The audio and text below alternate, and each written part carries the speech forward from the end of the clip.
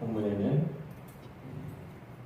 하나님께서 이스라엘을 멸망시키겠다라고 하시는 엄청난 말씀을 하고 있습니다. 하나님을 섬기하였던 이스라엘입니다. 그럼에도 불구하고 오늘 하나님께서는 그들을 멸망시키겠다라고 하는 말씀대로 그 일을 진행하고 있다라고 열왕기 기자는 우리에게 전해주고 있습니다. 그 이유에 대해서 3절, 24장 3절에 이 일이 유다에 임함은 곧 여호와의 말씀대로 그들을 자기 앞에서 물리치고자 하시느니 이는 므낫세에 지은 모든 죄 때문이며 4절에 또 그가 무죄한 자의 피를 흘려 그의 피가 예루살렘에 가득하게 하였습니다. 여호와께서 사하시기를 즐겨하지 아니하시니라 라고 했습니다. 하나님께 나오는 사람들에게는 하나님이 그들의 죄에 대하여서 용서하십니다. 그런 사죄의 은혜가 있기 때문에 하나님께 우리가 예수 그리스도 이름으로 나아갈 수 있습니다. 그 은혜가 없으면 하나님 앞으로 나아가기가 없는 우리들인데 오늘 본문은 그러한 하나님의 사죄의 은총에 대한 말씀을 하면서도 오늘 본문에는 하나님이 이스라엘을 멸망하겠다라고 하시는 말씀을 하십니다. 그 이유는 오늘 본문에도 나와 있듯이 이 므낫세의 죄 때문에라고 말씀하시면서 그 이후로 세워졌던 유다왕 여호아하스, 여호야김 이 두 왕들이 한 행적들은 하나님 보시기에 합당하지 않았던 행적이었습니다. 두 가지 이유인데 첫 번째 이유는 하나님을 의지하지 않았기 때문이고 두 번째는 두 왕이 모두 애굽을 따랐기 때문입니다. 하나님이 하나님을 의뢰하며 살기를 원하셨지만 두 왕들은 그렇게 살지 못했습니다. 그래서 여호아하스 그는 23세에 왕이 됐지만 3달을 다스렸습니다. 세 달을 다스렸던 그 통치 기간에도 여호와 보시기에 악을 행하였다. 이렇게 23장 32절에 말씀하고 있습니다. 그때 바로 누고가 그를 예루살렘에서 왕이 되지 못하게 하였습니다. 그리고 벌금을 매겼습니다.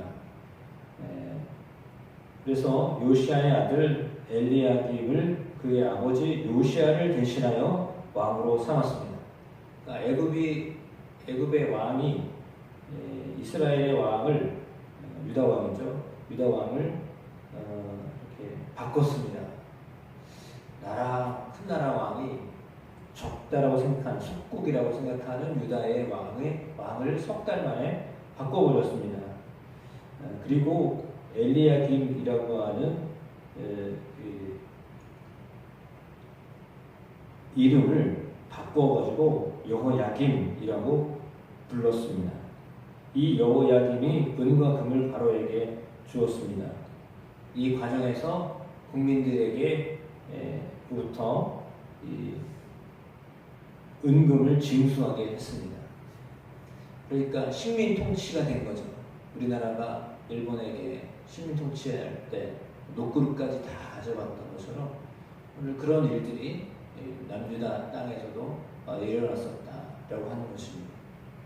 그러니까 애굽을 의지하면 애굽으로부터 뭔가 도움을 받을 거라고 생각했는데 오히려 그 애굽에게서부터 무거운 세급을 걷어가게 했다라고 하는 것이죠.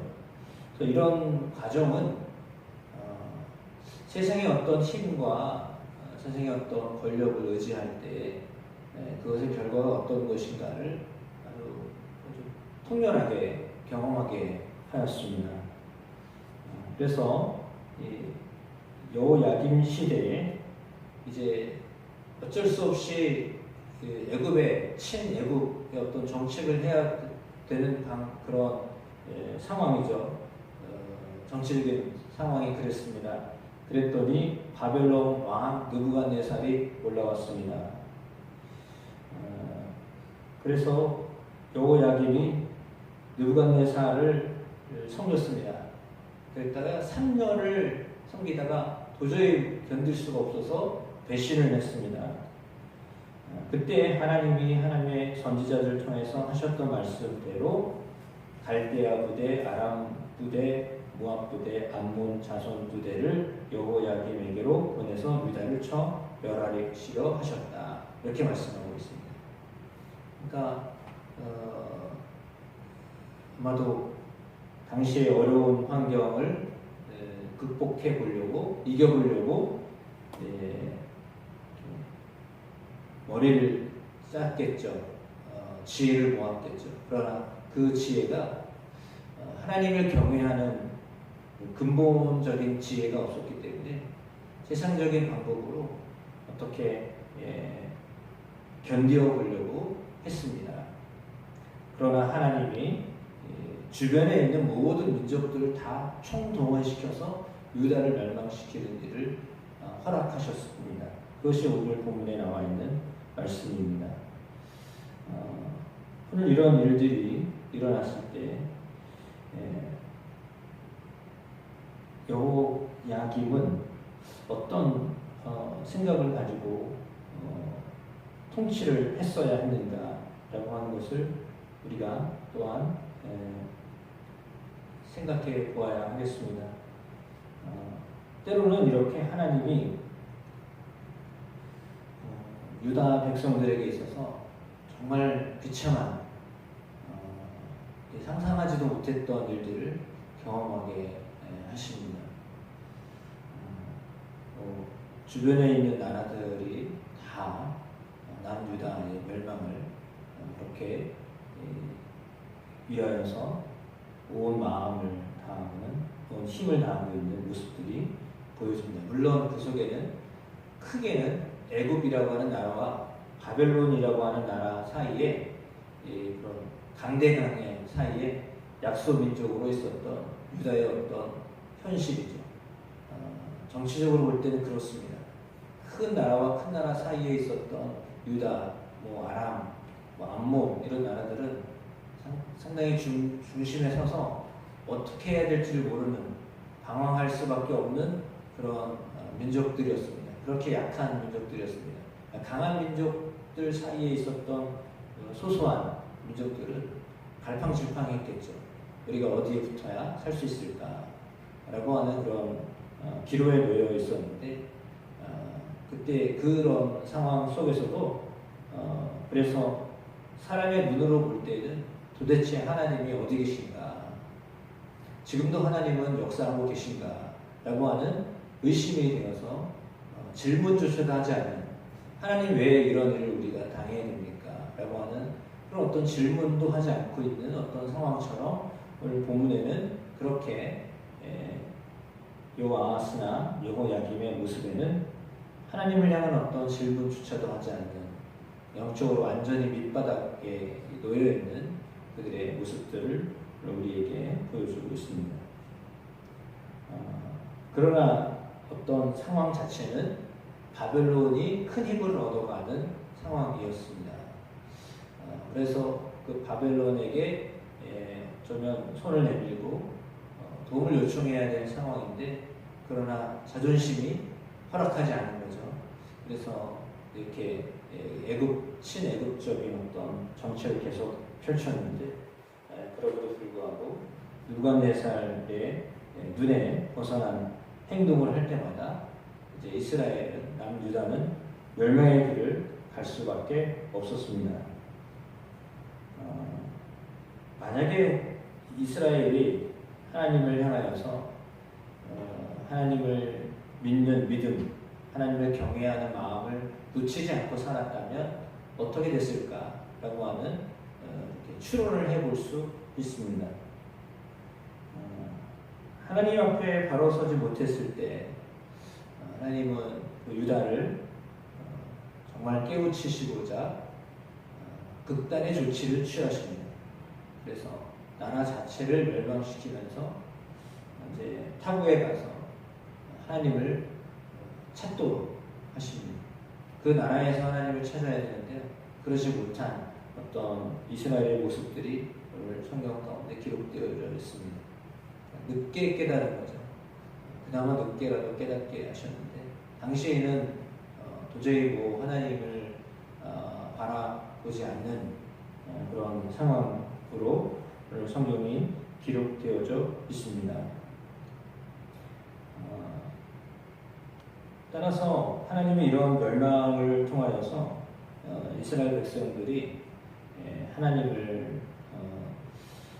하나님의 통치 가운데 있는 것이 얼마나 행복한 일이었던가, 과거에 하나님이 함께 하셨던 그 시절, 특별히 다윗과 솔로몬처럼 그렇게 부강하고 평화로웠던 시절에 하나님 온전히 섬겼던 어떤 것들을 기억나게 하시려고 하나님 이런 그들의 삶을 그대로 어찌 보면 내버려 두신 모습처럼 보여집니다. 그 속에도 그러나 하나님이 역사하고 계셨습니다. 그 어려움을 통해서도 하나님이 그들이 바로 서기를 기대하고 계셨습니다. 따라서 교회가 그리고 하나님의 사람들이 이 복잡한 시대 속에 지금과 같이 우리나라와 같이 복잡한 시대 속에 살고 있는 우리에게 우리가 정말로 무엇을 의뢰하며 살 것인가, 무엇을 의지하며 살 것인가 라고 하는 것에 대하여서 우리에게 분명하게 말씀해주고 있습니다. 강한 나라들 속에 속해 있는 이 나라가 정말 주변에 있는 어떤 그 강한 나라, 어떤 나라에 속해서 살 것인가 라고 하는 것을 또한 우리에게도 질문하고 있는 겁니다. 이때 우리가 어떤 나라를 의뢰하기보다 역사를 주관하시는 하나님을 의뢰하는 믿음의 눈이 띄어져서 우리를 살리시고 어쩌면 우리의 애국가에 나와 있는 것처럼 하나님이 보호하시는, 하나님 도우시고 우리를 세우시는 그런 나라가 되어줄 수 있도록 위하여 기도해야 하겠습니다. 그래서 일제 식민 통치를 경험했던 이 나라가 더 이상 어떤 강대국을 의뢰하는 정책으로 가지 아니하고 하나님을 의뢰하는 나라, 그래서 우리 속에 참된 주권이 세워지는 나라가 되도록 위하여 기도해 주시고, 특별히 하나님을 신뢰하는, 하나님을 믿는 사람들이 살 수 있는 환경을 만들어내는 것, 그것에 대해서 늘 깨어있는 저와 여러분 모두가 다 되시기를 주님의 이름으로 축복합니다. 그래서 구원은 오직 여호와 하나님께만 있다. 예수의 이름 외에는 구원받을 만한 이름을 우리에게 주시지 아니하셨다 라고 하는 것에 대하여서 분명한 신뢰가, 믿음이 우리 가운데 늘 있게 되기를 주님의 이름으로 축복합니다.